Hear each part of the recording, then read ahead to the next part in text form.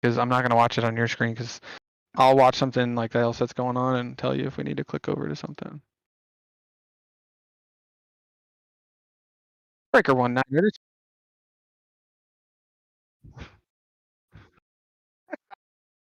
Hey, check your ass. Streaming at Shay.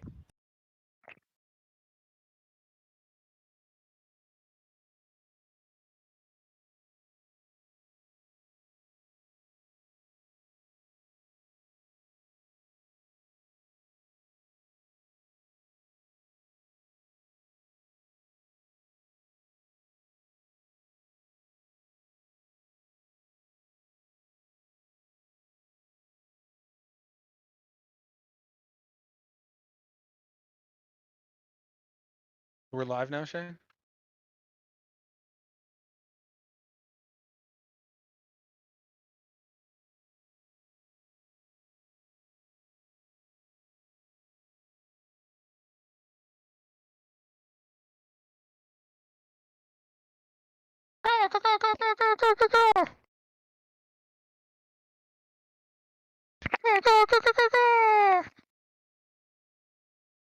Perfect.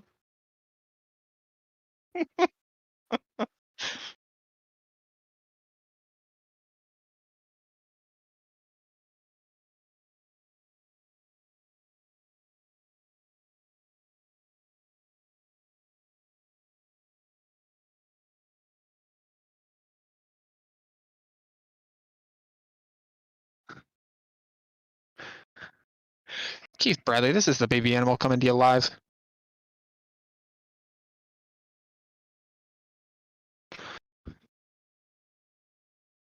So dumb, or the most amazing announcing you've ever heard tonight, guys. We're not sure. We are not sure.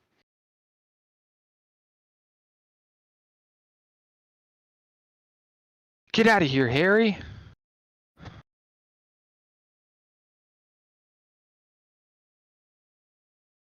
Ooh, my trading pace is not working. Let's get that to load. There we go. Oh, Bryce Barris went with the yellow card tonight. I am sorry, Bryce. Looks like bad news. Bad news.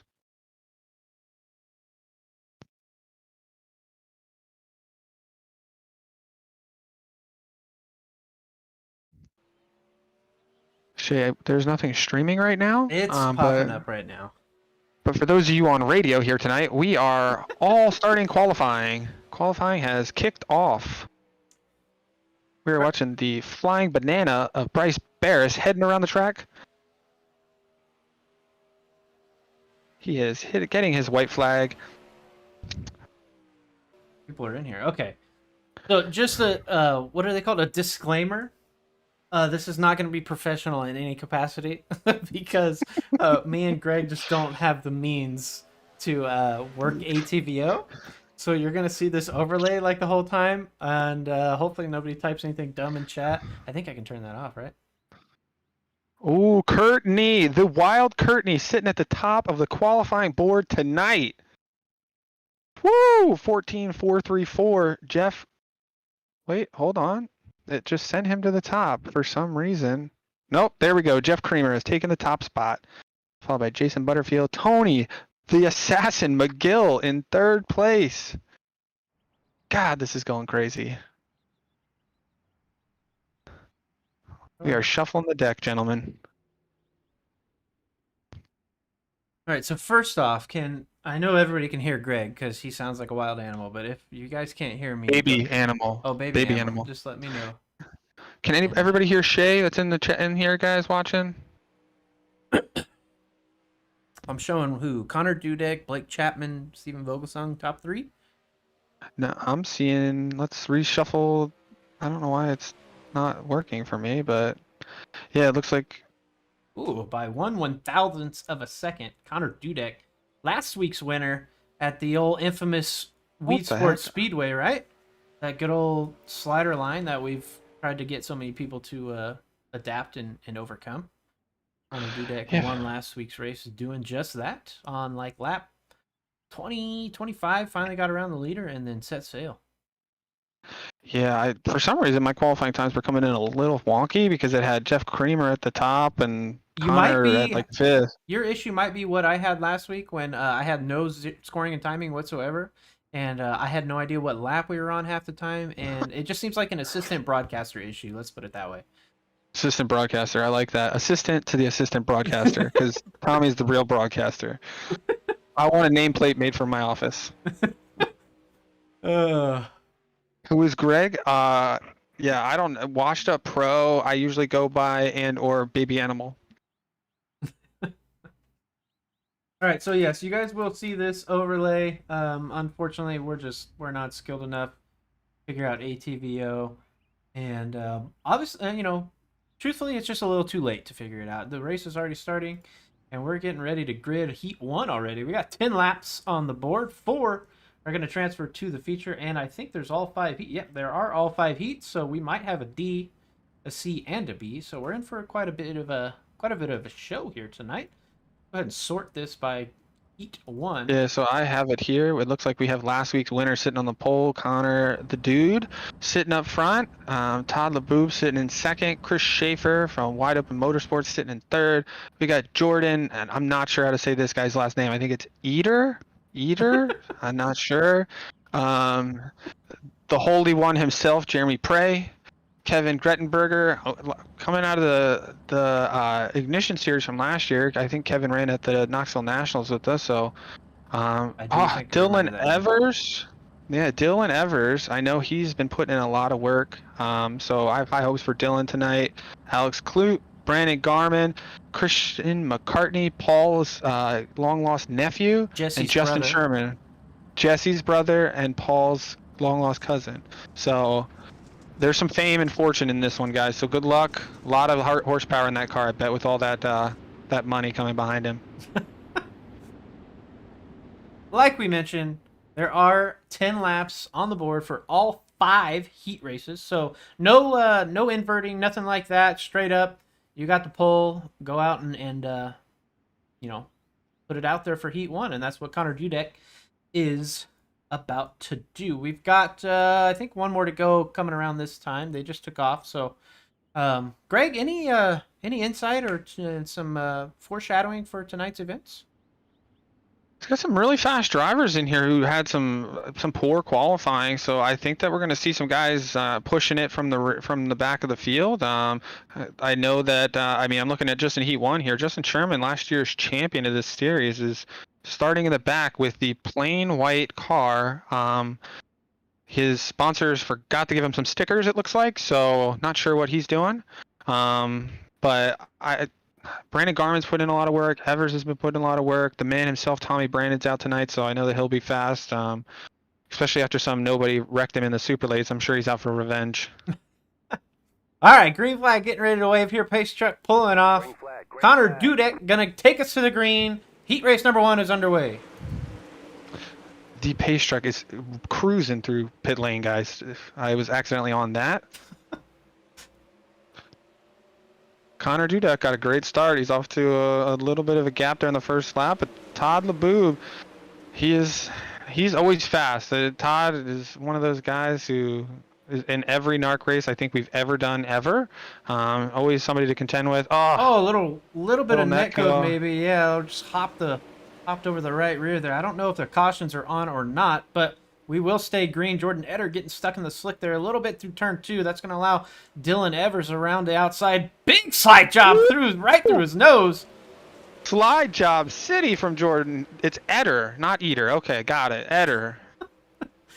Evers cuts underneath and hangs onto that 3rd spot. Eder right now hanging on that 4th and final transfer spot, but our good buddy Brandon Garmin breathing down his neck now. Let's see, Brandon trying to close in here. He's gaining a few car lengths every time around, it looks like, and he's right on that bumper now.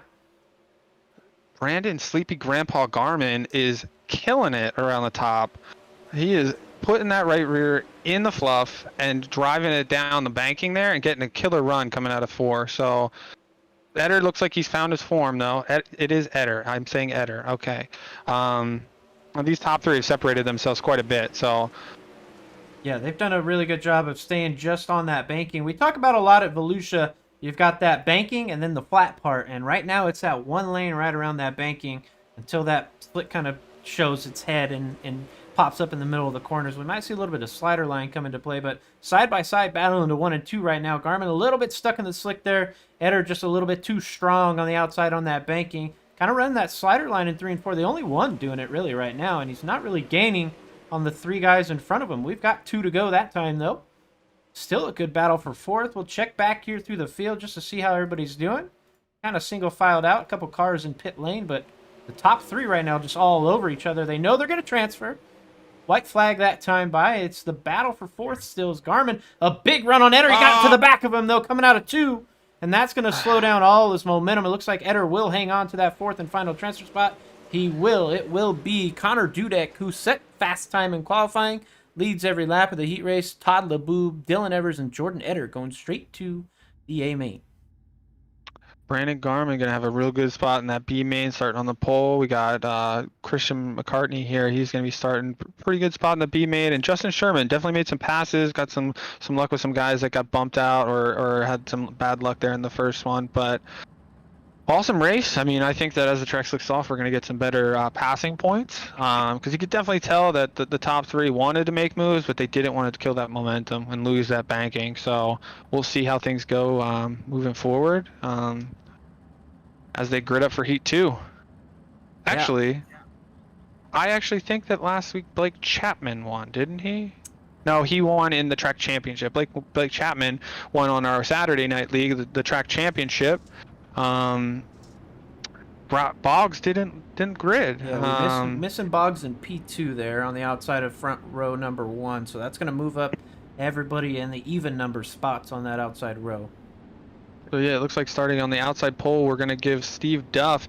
Had an amazing run last week in the Outlaw Series.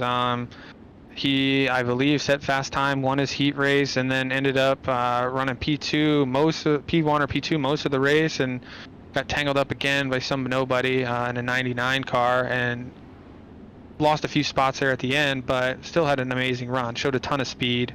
The man himself, Tommy Brandon's in this. The Wild Courtney's in it. Philip Crowesh, Ryan Wayshock, Chris Mark Antonio, and Tony McGill. Our good buddy Tony McGill. Tony, the silent assassin. Night. Base truck lights are off. They will go around another half a lap here before taking green. Let's see if anybody can... what's that? If you want to see an amazing paint job, check out the McGill machine. It is one of my favorites. He has the Go Turtle Wax as a sponsorship on it, with some nitro flying off in a helicopter. It's crazy. One of my favorites out there tonight. All right, pace truck speeding down pit lane again, and a pretty good jump for outside pole. Is Scott Munskar there getting a pretty good jump after getting gifted that outside lane? Blake Chapman with some heavy. That's actually Steve Duff in the green. That is number Duff. 10. Okay, that's okay. I got confused. You're right. That's the flying Australian or New Zealander. I'm not 100% sure. Duff, yes. But he is a quick car, and I know from experience racing with him, he knows how to get it done around these tracks in the wing sprint cars. So I'd look to see a good finish from him. There's definitely some better passing in this one now that slick's formed up. It looks like these guys are going neck and neck, slider for slider. Yeah, heavy battle here at the front. Steve Duff and Blake Chapman just kind of back and forth. Duff trying to use that cut down line, but that time Blake Chapman right there stayed inside of him. Didn't allow him to do it that time. That's going to open up a big slide job for Duff. As Chapman slides right on by, but again, Duff able to cut down underneath. It looks like that cut down line on both sides for Duff really working well in both situations. When he's getting slid or when he's trying to make a pass, but right now these top 4 kind of separated themselves. It's Ryan Wayshock sitting in that 4th and final transfer spot with Scott Munksgaard waiting right behind him for a mistake, battling pretty hard with a few guys back there. I wouldn't count out the Wild Courtney there. I mean, he has the Super Saiyan power on the underside of his wing, so I'd watch out. He can really transform at any moment. Really the only battle in early heat races like this is going to be figuring out where you can put the car, because one guy's going to figure out a line and then everybody's going to go to that same line. So if you can put the car in one spot on one lap, you can kind of make a move and get by maybe one guy if you're lucky too, but usually that line goes away as soon as you drive on top of it, so you got to go back to the other line immediately. Right now you can see Wayshak trying to run the bottom in 3 and 4. It's not quite there for him. Kind of running the slider line through 1 and 2, but that's allowing Philip Croesh to kind of sneak in here with about lap and a half to go as the leaders come out of 4. Duff's still out front, leading Blake Chapman, Courtney, and Ryan Wayshak. Will check back in 4th and 5th here. Croesh just needs a big run down the backstretch. I don't think he's going to have enough getting into 3 and 4. He's going to try and cut down early. See if he can get a run on the bottom, but he won't. It will be Wayshak hanging on to that 4th and final transfer spot. Steve Duff from the outside pole got gifted that spot by Boggs missing, and he goes out and wins heat race number 2. Yeah, followed up there by Blake Chapman. We got the Wild Courtney in 3rd. We got Ryan Wayshak there. Phil, who made a valiant run there at the end. I thought he might have had something when Ryan was testing out some lines around the bottom, but Ryan wised up and went back to the top and held on. It looks like Boggs got out on the track there he must have just missed the start or missed the call there. So he definitely got out there. He actually made a pass. He ended up in, or 2 passes. He ended up in 8th. So good for you, Boggs. Making the best of a bad situation there. Grading up for heat number 3. Looks like Steven Vogelsong might miss the call from the pole. Got a couple seconds left, I think. Nope. He made it. He just spawned in there. Barely got in there. He will start P1 with his outside partner, Jeremy Weigel. Jeremy Weigel just ran here about half an hour ago, and I dominated him. So maybe he took some tips from me, and he thought he was all confident with the pole in that race, and we went by him on like lap 3. So we'll see if Weigel can get his confidence back after really getting down earlier and finishing a solemn 2nd place. On the 2nd, somebody just went to the inside wall. Vogelsong has speared the inside wall for some reason. Lost control of the steering column, it looked like there, and maybe the wheel came off the desk, huh, Weigel? Yeah. But yeah, we got the rest of the lineup here. We got, yes, Jeremy yeah, we'll get Weigel. Jeremy, the low confident Weigel after his last butt shellacking. Jeff Stewart. We got Tim Alton from the Great White North. We got Larry Moody, Greg Keppel, the other Greg in SSR. We got Chris Cox. We got Scott Posey, Ryan Wagonschutz, and Jason Butterfield, and Jacob Ludwig. Nope, not Jacob Ludwig. I went one too many people there, guys. So Butterfield rounds out the field. There are some pretty looking cars in this one here. There really outside are. of the guy in 2nd place, the field looks amazing. Oh, goodness gracious. Well, on the inside of that wing panel, you'll see that WW99D. Folks, you can get your WW99D merch from where, Greg? Custom Ink. We'll have to resubmit that order. We'll show you guys at the end of the broadcast. We're getting ready to go green here on heat race number 3. 10 laps again, as always. Green flag. And a Hopefully pretty good Vogelsong's start steering from column stays in everybody. Yeah, place. it's Vogelsong a little bit slow on the start. Looked like he waited for the green. Everybody's going to be right there on his tail now. Here comes Weigel around the outside. Big run down the backstretch. We'll see if Weigel can set up a slider here. No, he will try and cut down. Jeff Stewart there in the middle. He's got a good line. Battling for 3rd. Little bit of contact between Moody and the 38 there. I think that was Greg Keppel. That's going to allow Stewart a little bit of breathing room in that 4th and final transfer spot. And again, just one line kind of through the middle of the racetrack right now. Not a lot of room to make too many moves around anybody, but Weigel trying to get to the inside. It looked like a Vogelsong that time, forcing him high up the track. Vogelsong going to come right back down to the inside and stay there. He's got the run coming off. Good run out of 4. There's just nothing on the bottom for Jeremy Weigel right now in 3 and 4. Stewart to the inside of Timothy Alton, side-by-side racing there in 2. But again, the outside car having the run on both sides of the track right now. Vogelsong a little bit stuck through the middle there. That's going to give Weigel a little bit of a run getting into 1 and 2. See if Weigel can capitalize with a cut-down line. Maybe a slider coming up in 3 and 4. For the lead as they head into lap 6 coming out of 4 this time. No, Vogelsong will block that line. It is Alton getting around Stewart now as they battle for 3rd. Top 4 transfer again. I'm looking at Jeff Stewart there, our good buddy Jeff Stewart from the Elbows Up Sim Sport team, doing it for America, driving it right around Tim Alton from Canada. So I appreciate you, Jeff. I'm saluting you. You can't see me, but I am saluting you, sir, for America. Got a pretty cool camera angle here for you guys. This will be the only other one I switch off to because I'm not very good at this. But me and Greg have pretty good voices, so they wanted us up in the booth tonight. But again, a pretty good battle here for 1st and 2nd still. Sliding through 1 and 2. Everybody kind of just single file. it out. Weigel, I think, knows right now he's in a fine spot, but with 5 heat races, between second and first, that's a lot of grid spots when the A main comes around. So I think he's kind of just setting them up here as the white flag being waved by the flagman up there on the front stretch. I think we might have him here. Trying to run a big slide line into 1 and 2, Vogelsong not enough. got the run.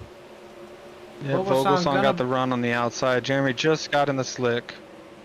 Vogelsong blocks that slider What a line. race. 2, 3, What a 4. race. Good battle for the lead in that one. But again, we're just kind of stuck right now. We get some slick out there on this racetrack. I think we're going to have a pretty good race. Stephen Vogelsong, your heat race number 3 winner, followed by Jeremy Weigel, Jeffrey Stewart, and Timothy Alton, who will all go through to your A main coming up in a little bit. Scott Posey coming from 8th all the way up to 5th. That's impressive. Good run for Scott there.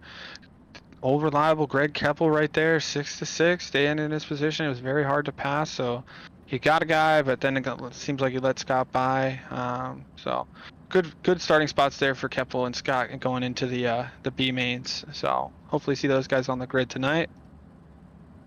Oh, we have the flying Jake Sonatag starting on the pole of this one. I think this guy is going to be lights out in this one. I'm real excited to see him hopefully someday get a paint on his car that is a little that puts a little color out there. Jake, call me. I know a guy. Jared Pike starting in the number 2 spot. We have Kale from the Dairy Queen car starting in number 3. We got Bruce, the boss Klingen, starting in 4th. Jacob Ludwig is now in this race, as he wasn't in the last one, as I said. Rob Golembeski, Michael Schwartz, David Flick, and Dylan J. Simmons, and Jeff Creamer rounding out the rear of this heat here. So we got the ice cream man, we got the creamery guy in the back. This is going crazy. Ice cream after the race at their pits, guys. Make sure to check it out. Greg gonna take over here for a couple laps for me while I fill up my water and my leg wakes back up. When you weigh as much as I do, you probably shouldn't sit cross-legged in your sim rig because it'll fall asleep and then it'll hurt really, really bad. So I'll be right back, folks.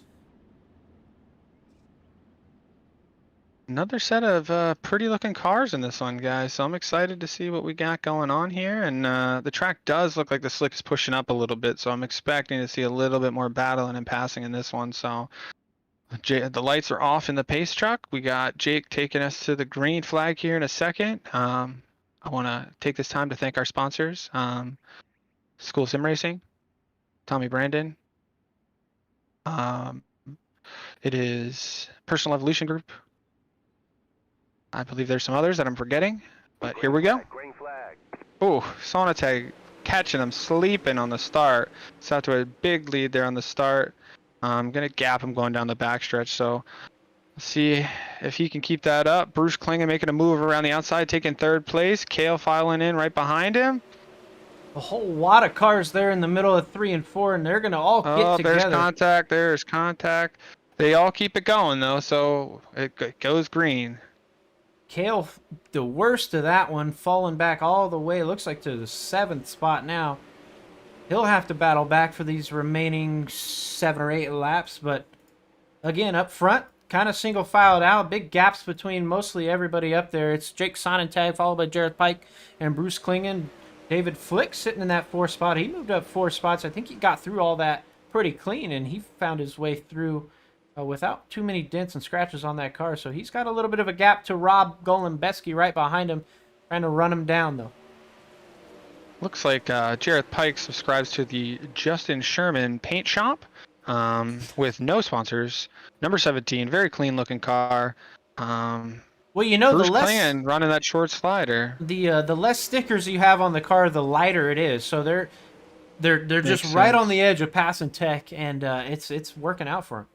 It does make sense. I have been running the heavy stickers lately. We do have a battle for that 4th and final transfer spot now, though. It looks like it's Rob Golembeski to the inside of... No, Rob's going around the outside, using a now. cut down over David Flick, and he gets the pass. Flick made a little mistake coming out of turn 2 there. It got a little sideways and squirrely, so Oh, well, somebody ran into the back of Flick and slid up the track Yeah, there, and Michael the Short's in that sweet-looking Notre Dame Irish car. Gets the bad end of the stick on that one. Flick a little bit in and out on the connection right now, but Golembeski holding true on the outside as we've got 2 to go that time by. Big battle here for 4th now. Big slide job, and look out, Golembeski. Where'd he go? There he is. He's popping in and out. David Flick a little bit in and out of on his connection, but he takes away that 4th spot there with kind of a blinker slider.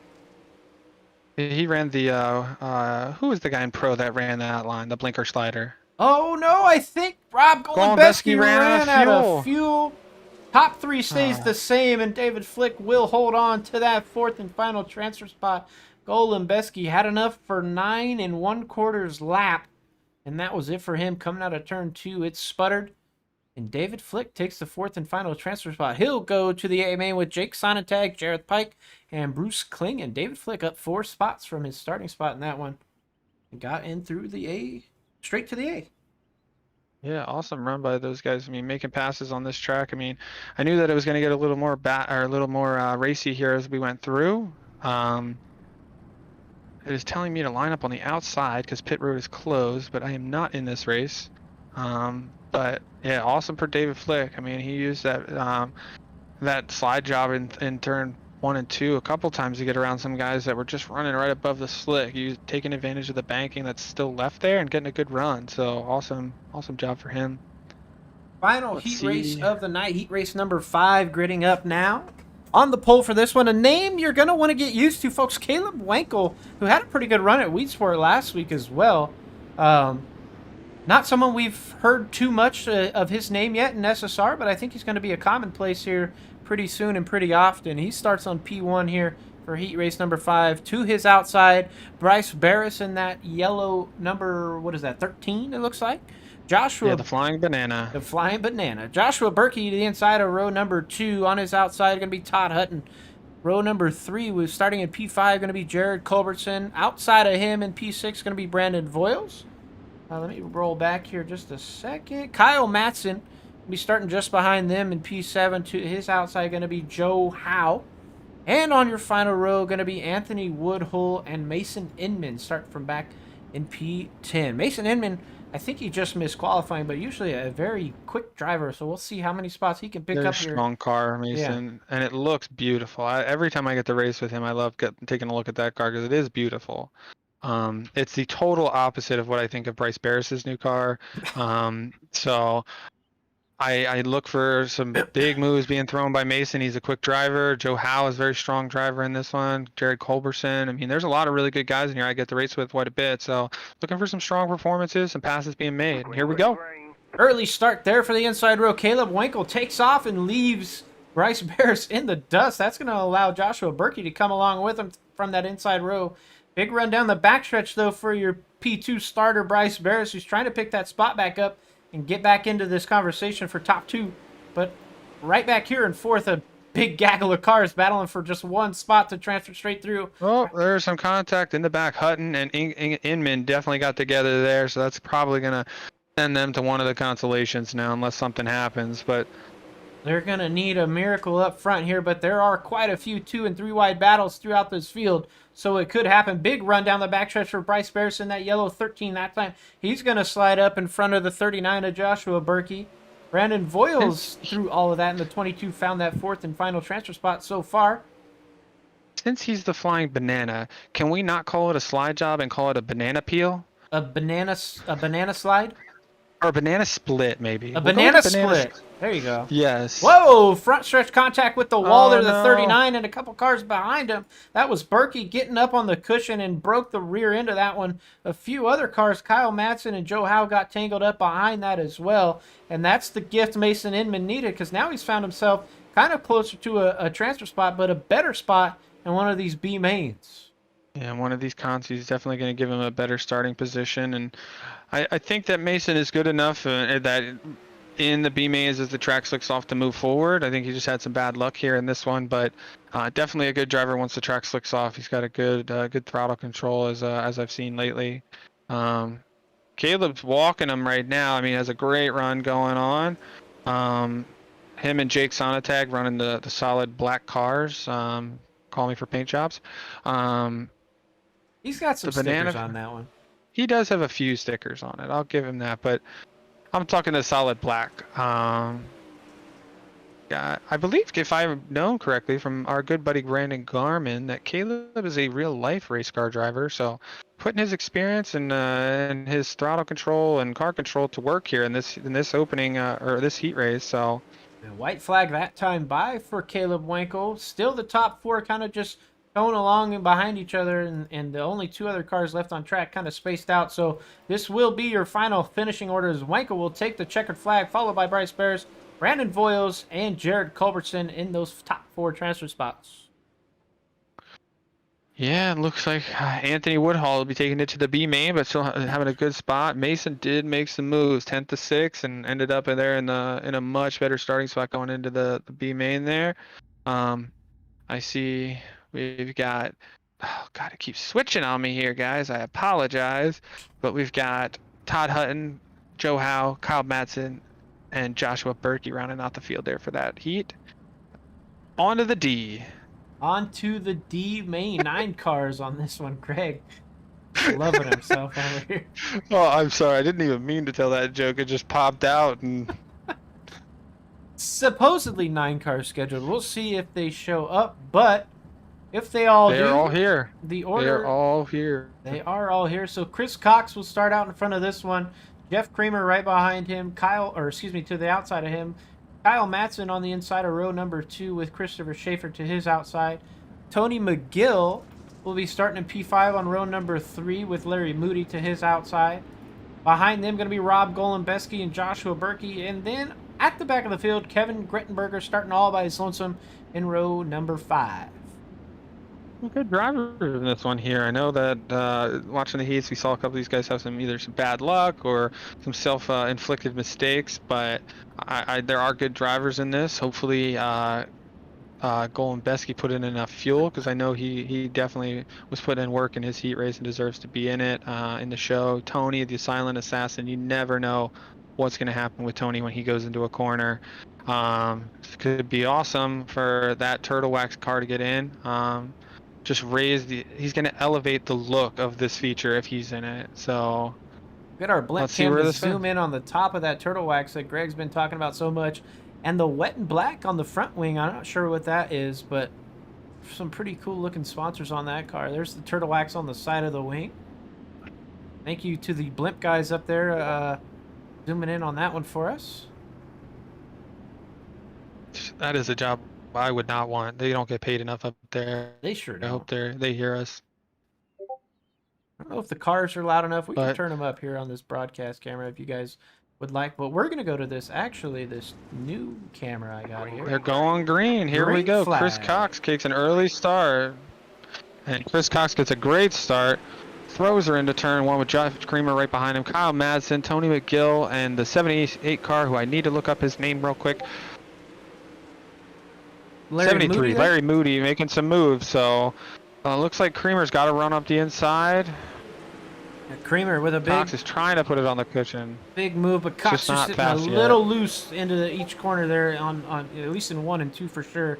Moody now putting pressure on him. We will have 4 transferred through this C main. So this battle at the front here, while it is getting pretty tight and hairy, here comes that turtle wax car you mentioned earlier on, trying to find his way into the top 4 spots.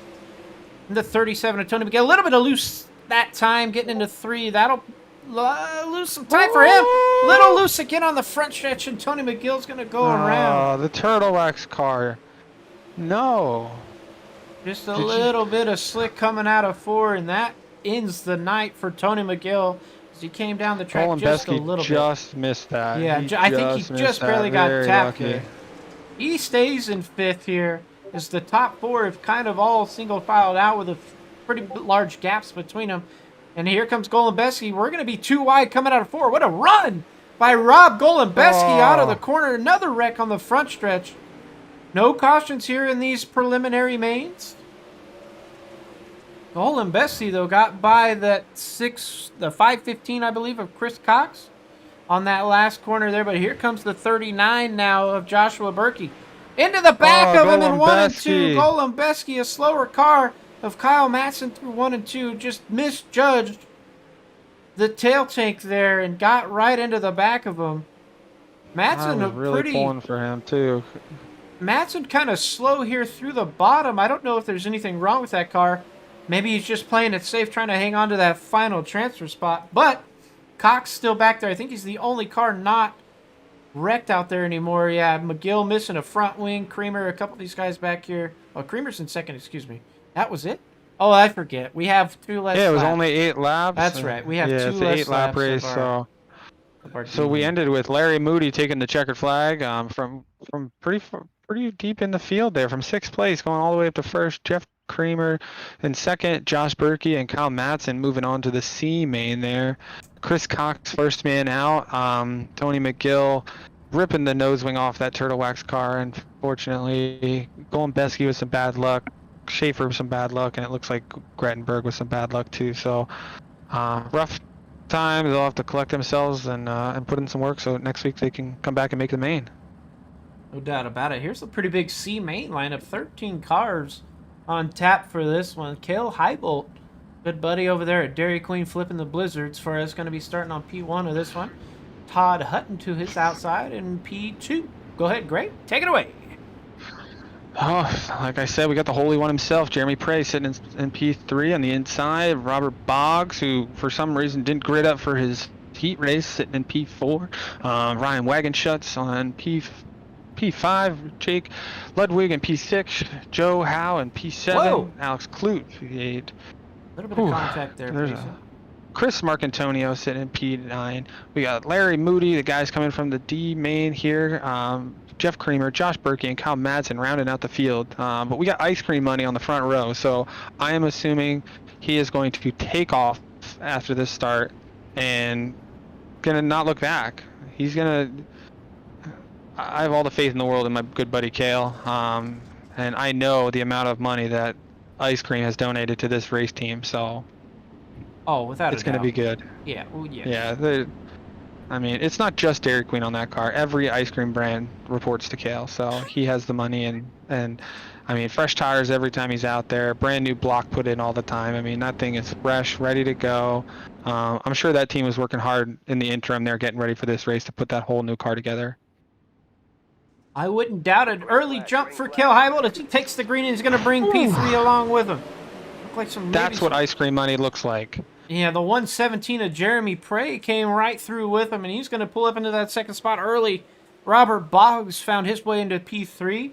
Right behind them, Ryan Wagenschutz waiting here in P4. See if anybody can make any moves here to catch him. 43 there on the bottom. I think that's Joe Howe. It is. Joe Howe. Big run down the backstretch on the bottom. Looks like the bottom might be coming in here in 1 and 2 at least. I don't know so much about 3 and 4, but Joe Howe puts a good move on there. Oh, Boggs got into the wall. Boggs so, a little bit of opens wall the spot ride. up.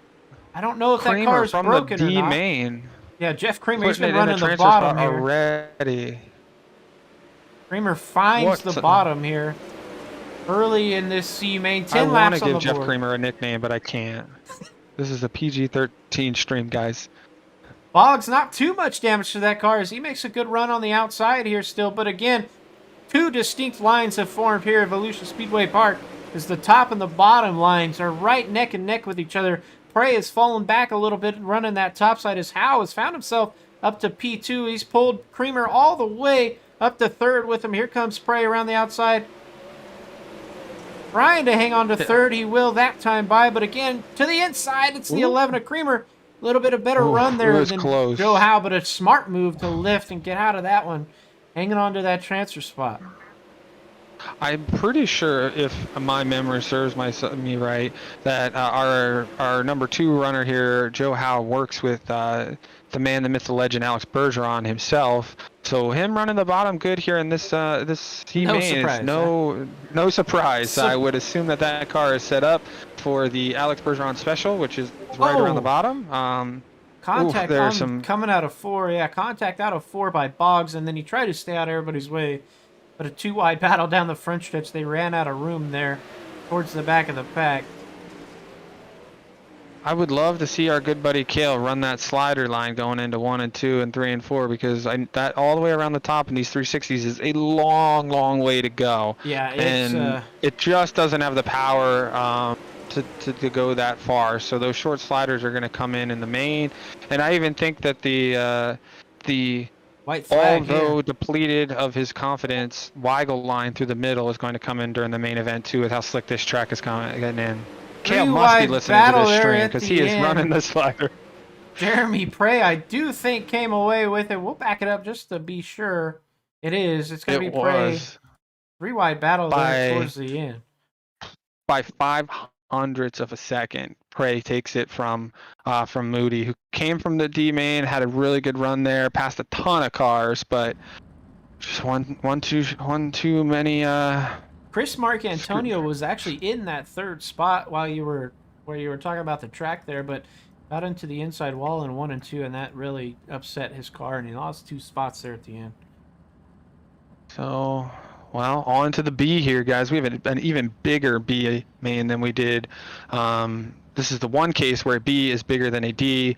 So in this race here, we are looking at 17 cars on this track. So with as slick as this track is now, I'm assuming that it's going to be treacherous going into the main event with this many cars and then another 12 laps out here. So we're looking at our good buddy, Sleepy Grandpa, Brandon Garmin, sitting on the pole. I expect big things out of him. As long as he is awake, he is a man to be feared in these cars.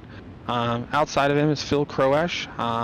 Runs an awesome league on Sunday nights, the Nodak League. I don't know if you guys have checked that out yet, but awesome league. I know our good buddy Kenny Hoffman runs in it. A couple other guys that I'm friends with run in it. Say it's awesome. Phil runs a really tight ship over there, so awesome to him. Scott Posey, who made a lot of passes in this heat race, looking for big things from him. Michael Schwartz, Anthony Woodhull, rounding out the top 5 there. Shay, would you like to take the rest? Christian McCartney going to be in P6 starting this one off. Again, it's only 4 transferring through this B main. We had all 5 heat races, so we have seen it in the past, like 8 cars make it through these B mains, but only 4 this time. So the rest of these names are going to be looking to move forward. It's Scott Munsgaard, Greg Keppel, Mason Inman on the outside of the next row, Dylan J. Simmons, Justin Sherman back there. We'll see if he can make some passes, and Tommy Brandon with him as well. Jason Butterfield and Kel Heibilt just behind them. And Jeff Kramer, Joe Howe, and Jeremy Prey bringing it up the back of this field. I'm expecting, just like the ice cream car, that Christian McCartney, I mean, he has got Beatles money behind him. So his long-lost uncle puts a lot of money into this race team, so I'm expecting big things. Green flag for Garmin, and he pulls away to a pretty good lead out into turn number 1. Everybody kind of sorting it out. Everybody else sleeping instead of him this time.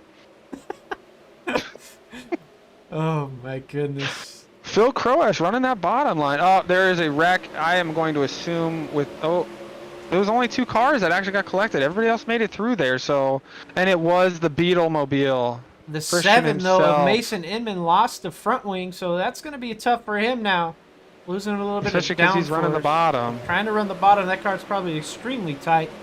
As he sits up there in 9th right now, he's going to go to the top and just see if he can tub his way around everybody. But pretty good battle right now for 5th and 6th. Scott Munsgaard and Scott Munsgaard and Justin Sherman battling on the bottom of the track. Anthony Munsgaard is Woodhull, running that Weigel line. hanging on to the 4th and final transfer spot. Sherman, though, gets around him for 5th. See if he can run down the top 4 now as he's putting it on the bottom pretty well. They're grabbing all the moisture on both sides of the track. Brandon Garmin, he looks like he's got just a little bit of heavy foot right now. He just needs to calm himself down, get in his groove. 1st, 2nd, 3rd, and 4th, all are transfer spots, good buddy. Just go out there and run your lines, and don't worry about these guys behind you. They'll battle it out for their positions. The leader, Philip Croesh, that time into the wall in turn 1, but not too much of a bump for him there. He's lost a little bit of time, but he's still out quite a ways in front of Brandon Garmin. As we got halfway that time, 6 down, 6 to go. Brandon Garmin has dropped to the bottom.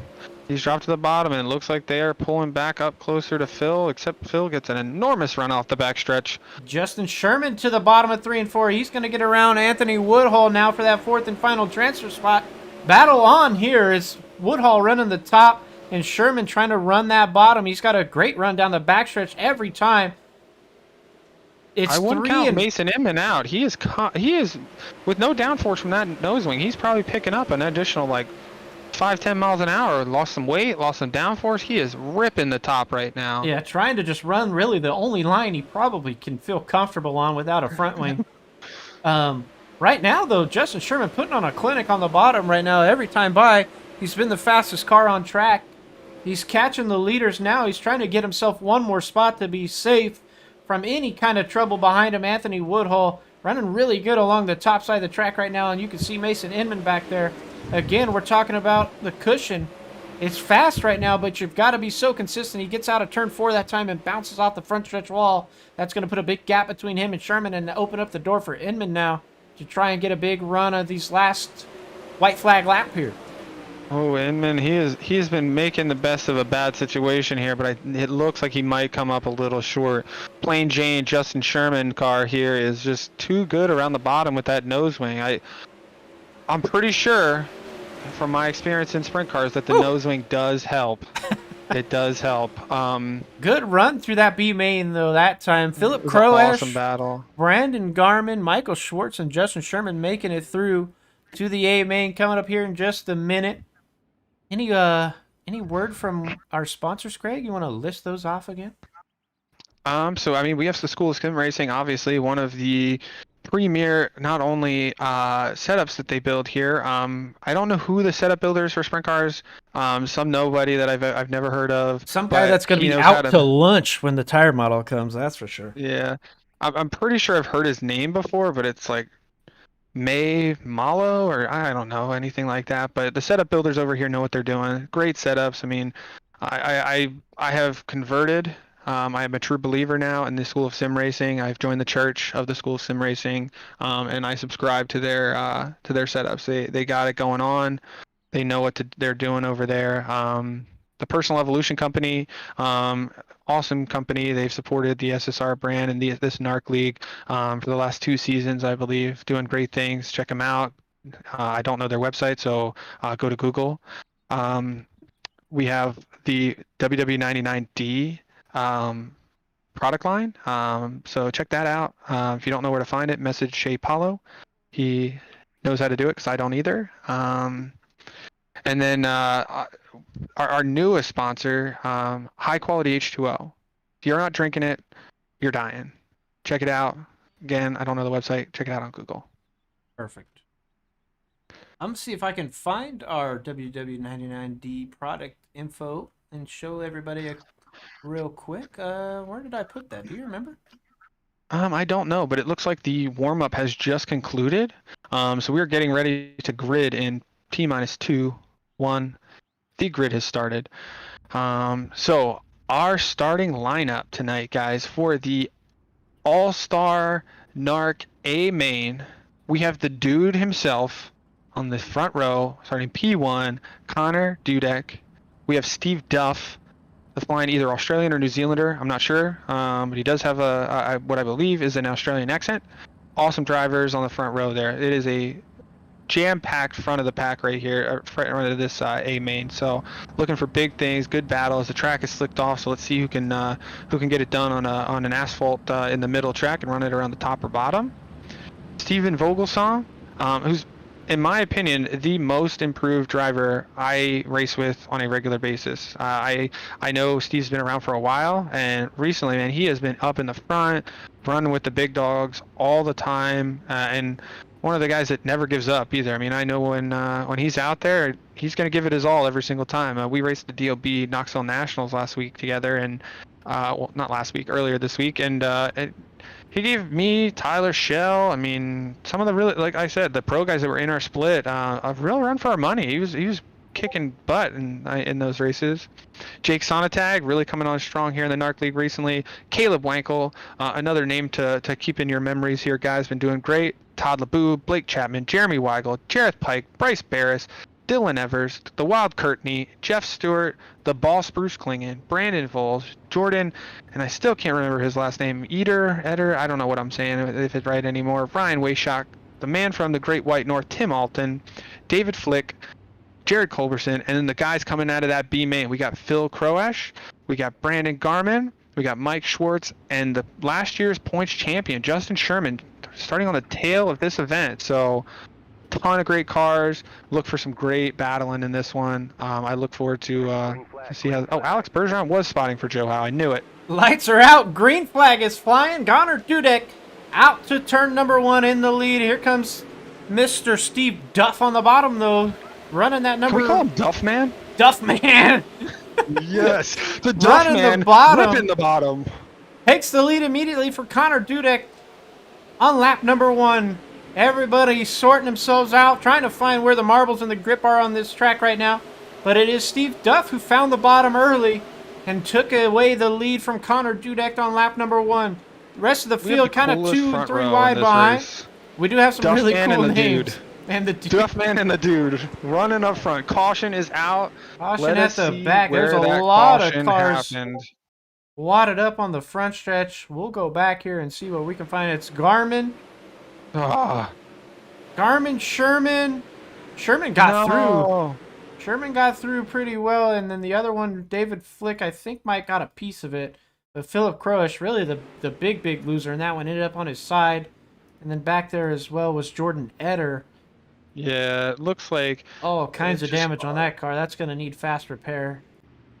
I'm watching it from the start here, see what exactly happened, and it just looks like there was 2 drivers going for the same real estate, and Garmin gets collected, Sherman gets collected. That stinks for those guys. They all came into this with some speed, especially Phil, who ends up on his lid. So it looks like his night is probably over. There is a fast repair up to 10 laps. The good news is it was all the guys who were at the back or middle already, so they're not losing too many spots if they go get those cars magically repaired by their wonderful crewmen. So I see Wade Fields in our chat talking about Justin should be fun to watch. Justin would be fun to watch if his car had any color on it. I would love watching it, but plain Jane, Justin Sherman, please put a sticker on your car. I will pay for it. I will pay for it. I will put my hard-earned money on the line for you, sir. You heard it here, folks. Greg wants to throw WW99D all over that car. I would throw that 99D all over that car. Steve Duff still out in front of this one with 3 laps down. We will go green this time by taking the green on lap 4. Behind him, it's Connor Dudek, who just started pole, but got passed on that lap 1. He thought the top was there, but the Duff Man, showed him the bottom was there. Jake Sonnentag, Steve Vogelsong, and Blake Chapman, your top 5. Lights are out. There's a lot of fast drivers in that first 5. Yeah, so plenty I'm of expecting speed some left good on this battling track. to come. Green flag is out, and we're underway. Single file starts through the rest of the night. You can see how spaced out the field gets through on the start. So the big key here is seeing how long this one can stay green, see how many marbles can form on the bottom for Duff, and seeing if he can just hold this line the rest of the way. If this goes green, this bottom is going to be pretty dominant most of the race, I think. Yeah, with these 360s, like I said in the heat race, I mean, it's just too far around to go all the way to the top. I mean, in a 410, that is the premier line majority of the night because those things have so much horsepower. But in this race here, I mean, the dude's making it work. He is making it work. Sonnentag's making it work, but Duff is just too smooth around the bottom. You mentioned it early on, the Weinkel line. He is showing why it is named after him. Right through the middle right now. Kind of just sitting smooth in 7th. Not making up any ground, not losing any ground. But here comes the boss in the 21 to his outside on the top. Bruce Klingen running the cushion through 3 and 4. Big run down the front stretch for that 21 machine. He'll pull up alongside of Weinkel, getting into turn number 1 and 2. I think he's got the run here. He does. He gets past Weinkel. And I see the other plain Jane car of Jareth Pike out there coming up too. He's making a killer run up, ripping the lip. I mean, not saying it can't work, but it is tough in these 360s. And I think that the boss, I mean, one of those they don't names call him the boss for no reason. We mentioned early on, Caleb Weinkel up into 4th right now, running the top side. So I think it's a little bit of setup, a little bit of downforce. You've got to, if you want to go top, you've got to commit. And it looks like a couple of these guys might have. I think these other guys who are kind of running the bottom kind of committed to that line. But as we speak about the rest of the field, Connor Dudek got around Steve Duff on the outside. Duff pulls out to the top. to see what he can find up there now. Trying to run through the bottom at 3 and 4, but those marbles I have don't know. moved The up. dude might. Ooh, they are side Side by side at the line, and it's going to be Let's see Dudek who hangs has it on. right now. Caution comes out at the back of the field. We'll go see if Son- we can find it. I don't know if it was Eder again or not. It looks like it was Jordan Eder again. Eder and Timothy yep, Alton it was Eder on the battling outside of backstretch. 2. Oh, hopped the cushion, got into the wall, broke that car, and then somebody else just said, I'll put you out of your misery for you. We are over 10 laps in, so that will be it for Jordan Eder. A disappointing finish for the 65 machine as he'll pull into the pits this next time by. Well, good thing Jordan Eder and Bryce Barris are the same person. So he's still technically in this race. He's just in a different car. Absolutely. Yeah, he's in a different car at the same exact time, so I can understand him hopping the cushion. He has to drive simultaneously, side by side, and pretend to be two different people. It's insane how he does it, but it's amazing. It's amazing and insane at the same time. So he's still in the race under a different name. And maybe now he can concentrate on one of the cars, so we'll see him start making some passes. The boss, Bruce Klingen, in the 21 machine, making a lot of passes on that top side in that early run. Up 7 spots already. That's really our biggest mover. Everybody else around him and behind him is just right where they started. There's barely any movement through the rest of the field, but here's another car, Justin Sherman. 2-3 positions. Up 9 spots from the back of the field. He's up into 15th now. So as these guys go around one more time and the lights will go out this time by.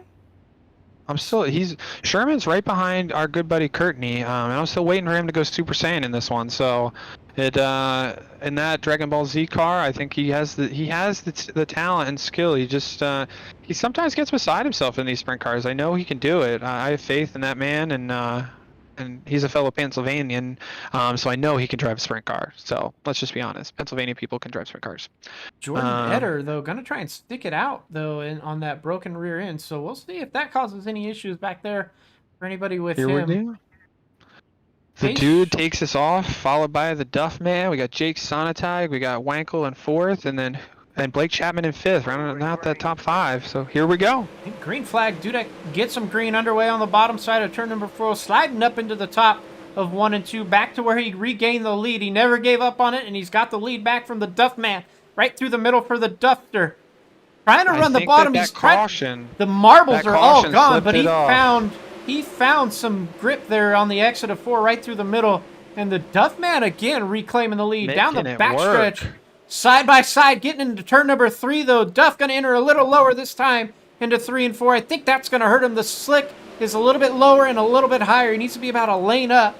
Trying to run back onto the top now. Big move right in front of Jake Sonentag, trying to get back his momentum for this next lap. He'll go back down to the bottom in 3 and 4, though. But look at Connor Dudek all the way up on the cushion, getting that car all sideways up there.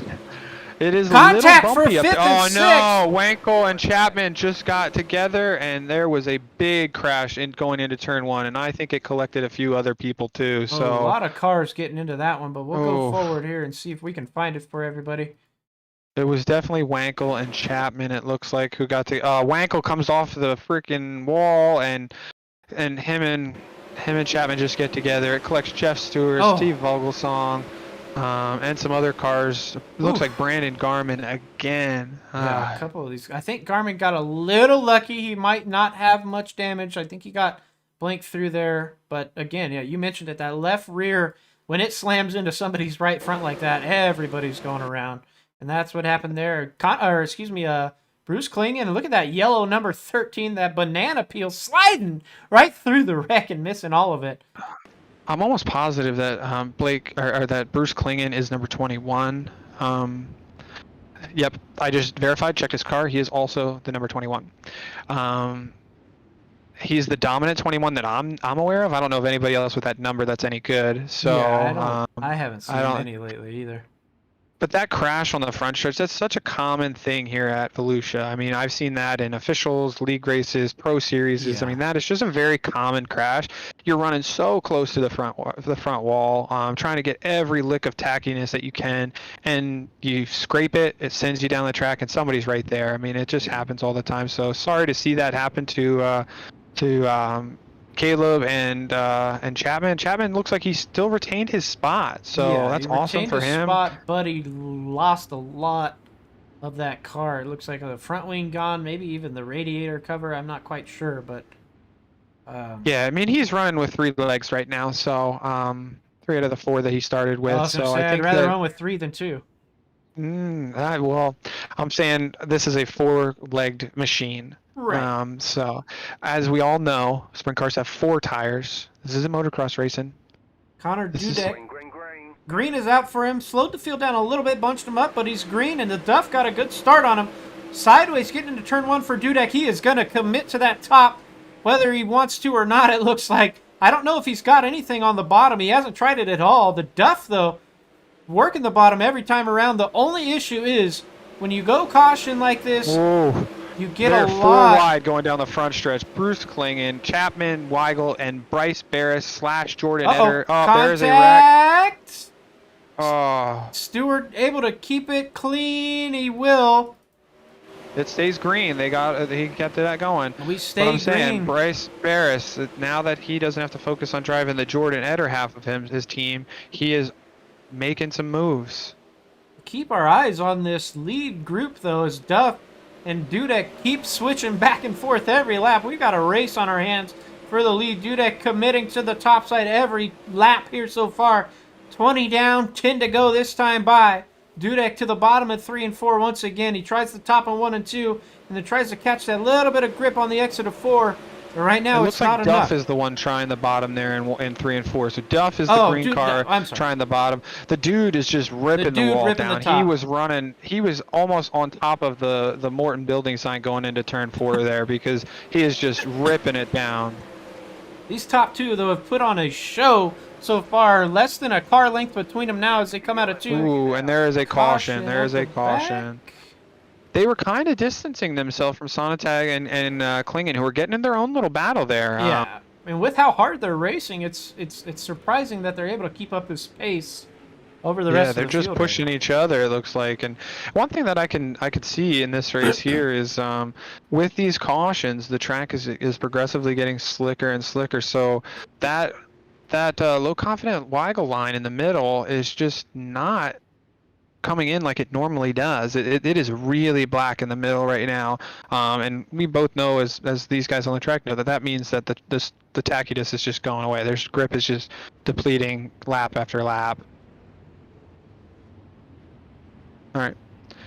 So right now, sitting at the front of the field, we still have the dude himself, Connor Dudek. We have the Duff man in second place. We got Jake Sonntag, who's not out of it. I mean, with these cautions, he's getting back on the tail. Hopefully he can learn something from what these guys are doing. Bruce Klingen, the boss, in fourth. Jeremy Weigel, regardless of every single other car on the track running his line, he's still committed and making it work. They don't call it the Weigel line for nothing. The Flying Banana in sixth. We got Bryce Barris. We got Dylan Evers, who's coming from way back too. Jareth Pike and Justin Sherman. What are the odds of the Plain Janes starting right next to each other here halfway through? Wayshock and Brandon Voyles, it looks like, rounding out the top 10. So a lot of racing left here. Let's see what we can do. And each pace lap, if you're not familiar with the iRacing service, each pace lap slicks the track off as much as a race lap does. So this track is going to continue to slick off and test these guys' throttle control. It makes it even worse because it packs in all the moisture and makes it just disappear. So Duff's Duff's marbles are completely gone on both sides of the track right now, and Dudek with the lights are off there, Shay, so we are going green. Yep, Dudek with 8 to go. They are rounding turn 4. Here we go, green flag racing.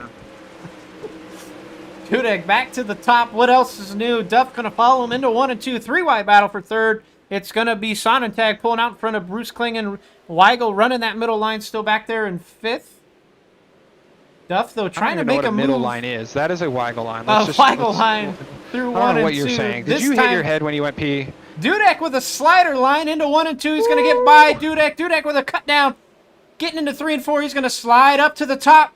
Duff going to cut underneath him. Going to the bottom. Duff's got a lot of momentum coming out of 4 with the right rear right there through that moisture line. 6 to go this time. Battle's still on behind him, but out front, Duff pulling away a little bit down the backstretch from Dudek. Klingen and looks Weigel. like he's getting a good run now. I don't know. Those marbles disappeared on my screen, but maybe Duff's seeing some marbles that I'm not seeing. Dudek gonna test the waters now in 1 and 2 to the bottom and the inside. Steve Duff holding strong through the Weigel line, though, all the way to the bottom in 3 and 4 this time. Right through the moisture that time. Out of 4, he pulls away just a little bit. 26 down, 4 to go that time by. It looks like, I mean, Dudek, that he's committed to the top. He probably set his car up that way, so I don't. When he went to the bottom, it just didn't have the run that Duff's getting, and maybe it's comfortability. Is that a word? But I don't know, maybe but it's here comes comfortability. Bruce Klingen in the 21, trying to put the pressure on Jake Sonntag. Gonna slide up, try to hit the marbles there out of 4. He's gonna lose all kinds of momentum, though. Bruce hunting for that podium spot. We got 2 to go that time by. Dudek trying everything he can to run down Steve Duff, but every time by, Duff is just a little bit faster on that bottom right now. 360 wing car. This top is a long way around with no banking. Have Volusia, the white flag out that time by. Duff just got to be smooth through 1 and 2 and 3 and 4. Down the backstretch for Steve Duff. Dudek not going to be able to go 2 for 2 in the NARC 360 wing all-star race. He's going to get Dudek sideways and spun. turn 4. He's going to lose a lot of spots and end up out of the podium. Dudek ends up 4th. Bruce Klingen with a gift gets to 2nd, and Jareth Pike follows him through for 3rd. They'll bring him around to the front stretch and join us here in just a minute after we go through the order. What a finish. Man, what a finish is right. Bruce, the boss, gets gifted a 2nd place after a really strong run all night. Jareth Pike, I mean, I don't know what we're going to talk to him about in his interview since he has 0 sponsors. But maybe he has them and they're painted on in white. I don't know, but that was a phenomenal end to this race. Great to see the battling all the way through. These guys pushed to the end, and sorry, dude. That one was close, but one mistake, man. One mistake, and Jake Sonntag getting collected in there. But our top 5 finishers, Steve, the Duff man, Duff, Bruce, the boss, Klingen, Jareth Pike, Connor, the dude, and Jeremy Weigel rounding out that top 5. Dudek perfect for 29.5 laps on the top. Then just lost a little bit as he jumped the cushion. That's classic Volusia. It is. That cushion gets so bumpy. 3 and 4. Yeah. So bumpy, one little misstep and you are in for a ride of Hershey Park proportions, or Six Flags proportions, I guess I should say. We don't have our 3rd place finisher yet, but we can go out of order here, and we'll pull in Bruce Klingen here first and foremost. Let me get everything set up how I want it. There's Jareth Pike. Pike's Okay, here. Pike is here, so I'll we'll pull him drag Pike in. Jareth Pike, you got a copy? I do. Well, quite a race there at the end. It looked like Dudek in the Duff show early on, but you and Bruce sneak into the podium there. Talk about the middle part of that race and what it looked like from your seat as those guys kind of walked away, and then getting towards the end there where you found yourself on the podium. Yeah, I really wasn't sure what to expect coming into this race. I've been taking some time off and finally got back into it, but yeah, I wasn't sure what to do. I was running the bottom quite a bit at the beginning, just to get a feel for the track, and then I saw Bruce actually pass me on the outside, and I was like, you know what, let's go try the top out, and sure enough, that was the line to run, and it kind of worked out for me there at the end. A little bit of a scuffle, but I'm happy to be on the podium. Yeah, Jareth, man, that was an awesome race, man. Coming from deep in the pack there. I mean, 9th place. You and Bruce cutting through traffic there, and I mean, the boss showing you the way. I would ask you who you want to thank sponsorship-wise, but from the looks of your car, I don't see anybody. So if you're out there and you're looking to sponsor a good driver, check out Jareth Pike. Top 3 in the podium today, but if there's anybody, Jareth, go ahead. No, just Kenny and Justin and a couple of you guys from the SSR always helping out, and yeah, but I'm glad to be back, and hopefully I can continue to try to get to the podium every week. Yeah, it's good to have you back, Jareth. Yep. Well, thanks for joining us here, and congrats on that 3rd place finish. Yep, thanks guys. Sponsor this man. Hashtag sponsor this man. Call him up. He needs sponsors. All right, we've got boss. our 2nd place finisher, the boss, the 21, the Bruce Klingen. Give us what you saw there at the end, and let us know what happened out of turn 4 there at the end. I saw a whole bunch of race cars. That's all I saw. I just ducked and bent down as far as I could duck my head with the Hans device on and prayed that I made it to the finish line. Well, I've had them taken away on turn 4 by guys wrecking, so I will take an extra spot or two at the end any day. Question for you tonight, Bruce. Were you running the Tesla engine in the sprint car tonight, or was this a standard 360? It wasn't because it doesn't follow the NARC rules. It has too much. Nah, I got you. Good call. Good call. I know this. The league admins are very good and very sticklery for that kind of stuff. So, awesome finish though, Bruce. Way to come through the pack. I mean, tons and tons of passes made. What do you think you found that made that happen? Legitimately, I've been spending a whole lot of time running with the ignition guys this week, and I threw something in this afternoon. Somebody made a comment. They were trying to give somebody a piece of advice, and it clicked a light bulb. It was like, hey, try this, and it brought the last 10 laps of the race back to me, and that's been my struggle here at Volusia. It's the last 10 laps of the race. I can make hay until I get to the last 10 laps, and then I always fall off. And I felt like I was the opposite today. I was fast in the beginning. I was fast at the end. It was an awesome run, my friend Bruce. Any sponsors you want to shout out that people might want to hear about? I think SSR is the biggest sponsor. If you haven't heard of SSR, and if you're watching this and haven't heard of SSR, I don't know what you've been doing for the last hour, but this being entertained is what they've been doing. This community. You might want to watch this back. This community is amazing. I don't have any skin in the game or anything. I didn't have anything to do with building it, but these guys, like, the fact that people can just come in here and pro caliber drivers are throwing tips out and helping guys who've just started, and watching the progression of guys through this league. I mean, when we started this league, man, we were resetting tracks because people couldn't make it through races, and now we're out here on absolutely blown off tracks, putting on. I mean, if it was anything like it was from my cockpit for the last 20 laps of that feature, that race had to have been amazing to watch. Can't wait to watch it tonight after I'm done. Yeah, I can't wait for you to watch it. Really good show throughout the whole pack. Really, I mean, we're gonna bring in the winner here in a second. But Bruce, we appreciate you joining us and in the booth here, and congrats on that second place finish. And we'll see you next week, right? Maybe next week. We'll see. All I'm right. on vacation. Oh, of course. The boss on the second step of the podium. Thanks a lot, Bruce, for joining us. Awesome run tonight. Look forward to seeing you hopefully in the coming weeks. See you later. Well, the Duffmeister, the Duff Man, the Duffster. What do we call you, Steve? Duff P1. That's what we'll call you tonight. The winner here, week 2, NARC 360 All-Star Race at Volusia Speedway Park. Congrats, and tell us how it went. Yeah, it's a pretty tricky racetrack. Battling with Connor there for quite a while. I thought he had me at some points, but I managed to find a bit of a groove up top to build some momentum, and then run sort of the middle to bottom on 3 and 4, and it sort of worked out. Just kind of got a bit unlucky towards the end there. Yeah, it seemed like early when he would get around you, you'd sneak right in behind him on the top, get the run out of 2, and then get back down to the bottom in 3 and 4. Is that mountain in 3 and 4 just something you never want to touch? Because it's you saw what happened to Dudek probably at the end there, and I don't think you went up into 3 and 4 at all, but the bottom right through that exit of 4 seemed like it was your money spot to get around him. Yeah, I generally just forget about the top in 3 and 4 with Volusia.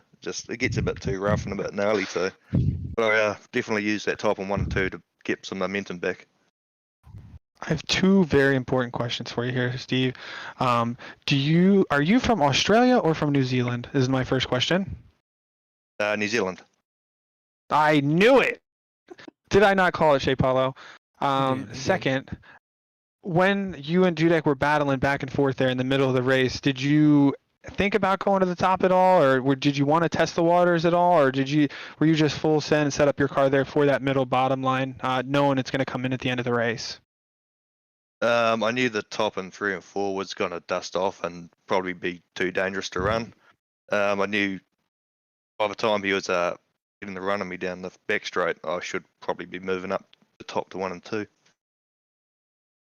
Well, Oh, man, congratulations. it was a phenomenal race. Yeah, congratulations, Duff. And you got anybody you want to shout out on that car? Now's your time. Yeah, I'd just like to thank my team, Iridium Sim Sports, Inside Lane Production, Scorpion Racewear, Sim Black, Steven Stove Designs, Sim Shed Broadcasting, Short Shift, Sim Racing Magazine, ABR Setup Shop, and Nathan Clive Motorsports. Well, again, folks, that is Steve Duff, your winner tonight in round number 2 of NARC 360 Wing All-Star Race here at Volusia Speedway Park. Again, congrats, Steve, and we hope to see you next week to see if you can make it another one here at the top step. We'll see if I'm not in lockdown then. Have a good night. Awesome race, Steve. Well, Greg, what'd you think? I mean, for one, I'm completely impressed by the way these guys ran.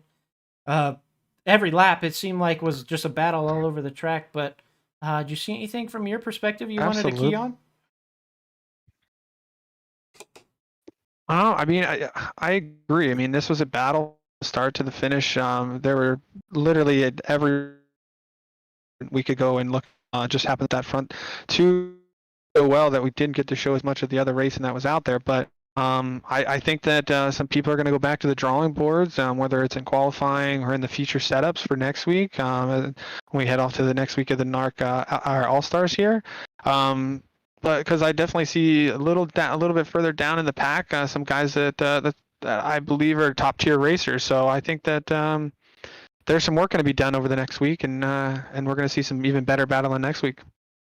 Yeah, we do have your finishing order on screen there for you guys. Not professional in any manner, but there it is. It's Steve Duff, Bruce Klingon, and Jareth Pike. 1, 2, and 3. Connor Dudek there, able to hang on to 4th after that nasty lick on the wall there out of turn number 4. Wild ride. Led a lot of laps, and just 29 and a half of them were really good, and then that car just hopped over that cushion, bit the wall. We did see Jeremy Weinkel running through the middle a lot, and that made him made his way up to the top 5 finish. Another couple big movers really here through this whole top 10. Bryce Barris up into 6th. Dylan Evers into 7th. Ryan Wayshock finishes 8th. Justin Sherman from dead last, 24th, all the way up to 9th, finishing the top 10. Jake Sonnentag with that bad luck there at the end got really hard into Connor Dudek and lost out quite a few spots there from, I think he was running 3rd at the time, and that dropped him all the way down to 10th. So a hard luck night for him. Brandon Voyles, Brandon Garmin, back-to-back in 11th and 12th. David Flick finishes up 13th. Michael Schwartz, another pretty good mover, 23rd to 14th. Kurt Nee, 15th. Started 12th, moved back a little bit, so we'll go back to the drawing board with old Kurt Nee. See if we can get that Super Saiyan out of him. Jordan Eder stayed right where he started in 16th. He had a couple bad... Yeah, a couple bad rides there for him early and often, so he stayed in 16th. Stephen Vogelsong from 3rd back to 17th. He got caught up in one of those early wrecks. Same with Todd LeBoob. Timothy Alton in 19th, and then rounding out the top 20 was Caleb Weinkel, who had a really good run early on, but again, another one of those cars that got caught up in some early damage. And then a couple guys here at the back. 21st, Blake Chapman. Jeff Stewart in 22nd. Jared Culbertson, 23rd. And Philip Croesh in 24th to round out the field. Ladies and gentlemen, I don't know about Greg, but I think we had a lot of fun here tonight, and we had a blast bringing it to you. We hope you enjoyed it. And Greg, any last words before we sign off?